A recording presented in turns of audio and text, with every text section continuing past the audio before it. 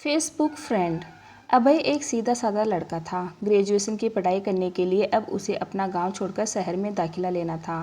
किसान पिता ने एक एक पैसा जोड़कर अभय के लिए शहर में सारी व्यवस्था कर दी और ये सोचकर एक स्मार्टफोन भी दिला दिया कि ऑनलाइन पढ़ाई करने में इसका उपयोग होगा। स्वभाव से अंतर्मुखी अभय को अब अपने सपनों को पूरा करने के लिए बहुत मेहनत करनी थी। अपने संकोची स्वभाव के कारण वह शहर के बच्चों के साथ उतना घुल मिल नहीं पाया और दोस्त बनाने के लिए उसने सोशल मीडिया का सहारा लिया। ऐसे ही फेसबुक पर उसी शहर के मयंक नाम के एक लड़के से उसकी दोस्ती हो गई। मयंक का प्रोफाइल अभय को बहुत पसंद आया था। दोनों के बीच मैसेजेस का आदान प्रदान होना शुरू हो गया।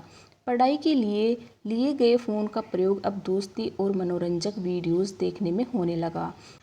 यहाँ तक कि क्लास करते हुए भी अभय का ध्यान मोबाइल स्क्रीन पर ही लगा रहता। मयंक और अभय की दोस्ती भी गहरी होती गई। यहाँ तक कि मयंक कई बार उसका फ़ोन भी रिचार्ज करा देता। देखते देखते उनकी फ्रेंडशिप को 2-3 महीने बीत गए, पर अभी भी उनकी एक बार भी मुलाकात नहीं हुई थी। फिर एक दिन मयंक ने अभय को एक जगह बुलाने के लिए कॉल की। यार, एक बहुत अच्छी अपॉर्चुनिटी है, तू सुबह 10 बजे व्हाट्सएप किए गए पते पर आ जा। अब पढ़ाई के साथ साथ तू हर महीने 5,000 रुपये भी कमा सकता है और इसी बहाने हम दोनों पहली बार फेस टू फेस मिल भी लेंगे। अभय की खुशी का ठिकाना नहीं था।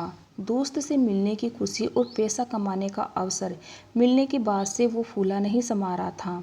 अगले दिन वह सुबह जल्दी उठा और तैयार होकर मयंक के दिए पते की ओर बढ़ गया।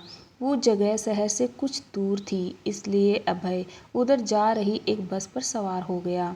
1 घंटे के सफ़र के बाद आखिरकार वो पूछते पूछते दिए हुए पते पर पहुंचा। अभी वह दरवाज़ा खटखटाता कि इससे पहले एक कार उसके पास आकर रुकी। उसमें से एक 45-50 साल का एक अधेड़ व्यक्ति बाहर निकला और बोला, सुनो बेटा, क्या तुम्हारा नाम अभय है? जी अंकल, अभय बोला। मुझे मयंक ने भेजा है। दरअसल अचानक मीटिंग का स्थान बदल गया है। आओ कार में बैठो, मैं तुम्हें सही जगह ले चलता हूँ, वह व्यक्ति बोला। अभय फौरन कार में बैठ गया और वे आगे बढ़ गए।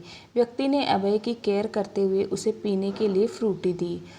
फ्रूटी पीने के करीब 3 घंटे बाद जब अभय की आंखें खुली तो उसने खुद को एक पार्क में लेटा हुआ पाया। उसे पेट के एक तरफ काफ़ी दर्द महसूस हो रहा था। मोबाइल और पैसे भी गायब थे।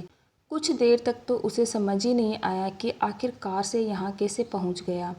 फिर उसने शर्ट उठाकर दर्द वाली जगह देखी तो वहाँ एक चीरा लगा हुआ था। अभय का दिल तेजी से धड़कने लगा। वह समझ चुका था कि उसके साथ बहुत कुछ गलत हो चुका है। वह फौरन भागकर डॉक्टर के पास गया, पर डॉक्टर ने जो बात उसे बताई उसे सुनकर उसके पैरों तले जमीन ही खिसक गई।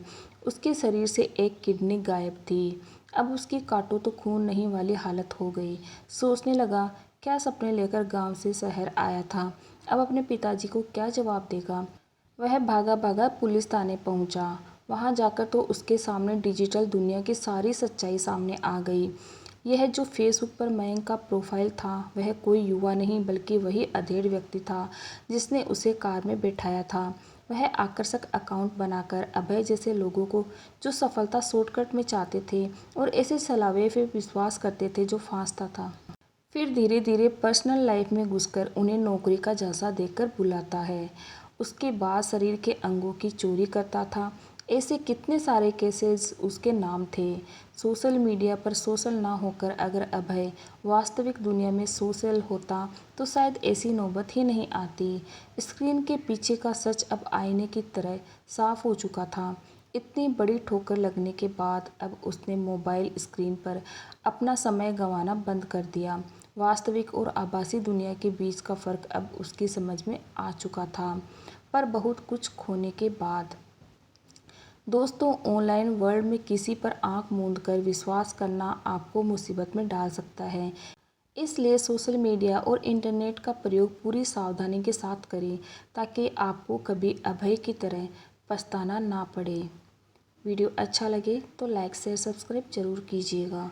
Okay, thank you everyone.